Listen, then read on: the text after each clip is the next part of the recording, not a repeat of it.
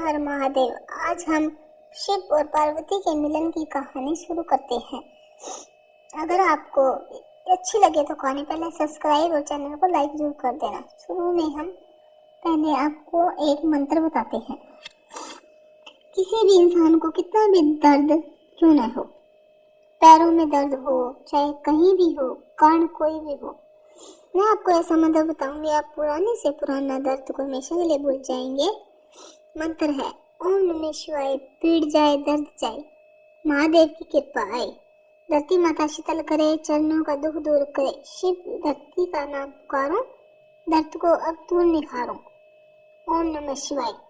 इस मंत्र का जाप आपके सारे सर दर्द पीड़ा सब मिट जाएंगे, पुराने से पुराना दर्द भी खत्म हो जाएगा। इस मंत्र का जाप आपको 11 बार 11 दिन लगातार शाम को करना है।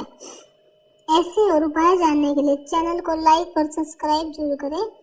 आप वीडियो तो सारी देख लेते हैं, सब्सक्राइब करते नहीं है। देखते हैं जो शिव भक्त हैं वो कितना लाइक और सब्सक्राइब करते हैं। अब हम पार्वती और शिव के मिलन की कथा शुरू करते हैं। समय ठहरा हुआ था। सती का शरीर दक्ष के यज्ञ में जल रहा था।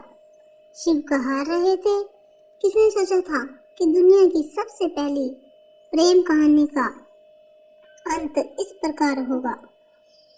इस जो नीति में लिखा हुआ है उसे तो कौन टाल सकता है, पर ये तो शुरुआत थी।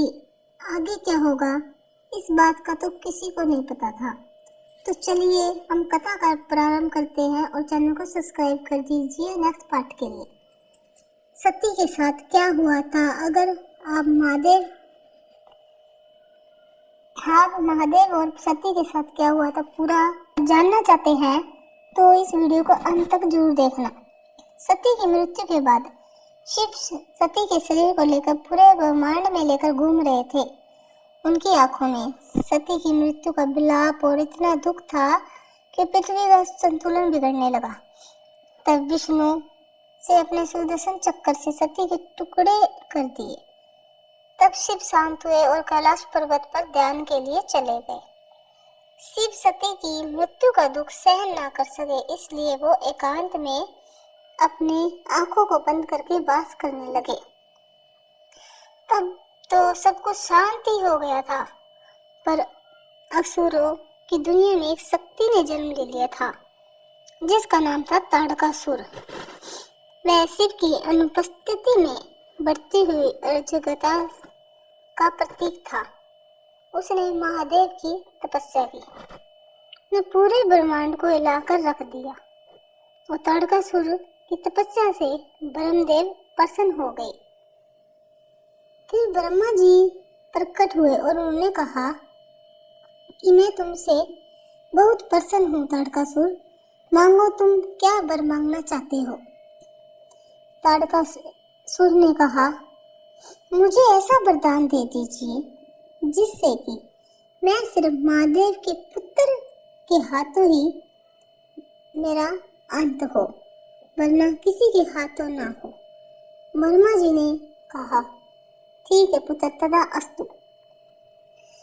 ताड़कासुर जानता था कि शिव सती के वियोग में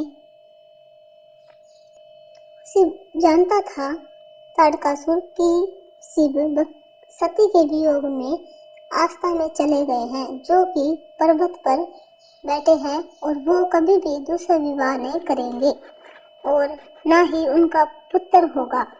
अगर शादी ही नहीं करेंगे तो उनका पुत्र कहाँ से होगा। यह वरदान पाकर ताड़कासुर बहुत खुश हुआ और चारों ओर तबाही मचाने लगा। उसका आतंक सब जगह इतना फैल गया था कि देवताओं के यज्ञ नष्ट हो गए, उनके आश्रम नष्ट हो गए और धरती पर अकाल छा गया।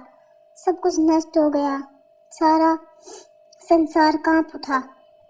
फिर सभी देवताओं ने सोचा अब क्या किया जाए, तो फिर वे सभी देवता इकट्ठे होकर ब्रह्मा जी के पास चले गए और बोले, ब्रह्मदेव शिव तपस्या में इतने लीन हो गए कि उन्हें कुछ नहीं पता और ऐसे तो सृष्टि नष्ट हो जाएगी।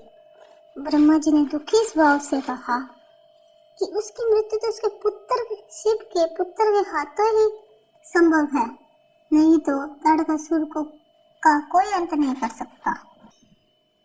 तो यह तब होगा जब सती शक्ति दोबारा जन्म धरती पर पुनः जन्म लेगी, और तब देवताओं ने पढ़ लिया कि शक्ति का पुनः जन्म हो, क्योंकि शिव और शक्ति जब तक नहीं एक होंगे तब तक सृष्टि नहीं चल सकती और ना ही सृष्टि का संतुलन बनेगा।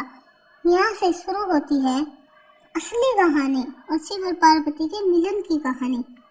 आगे जानने के लिए चैनल को सब्सक्राइब कर दीजिए, जिससे कि मैं आपके पास दूसरा पार्ट पहुंच सके और आपको शिव शक्ति के मिलन के बारे में पता लग सके। हर हर महादेव।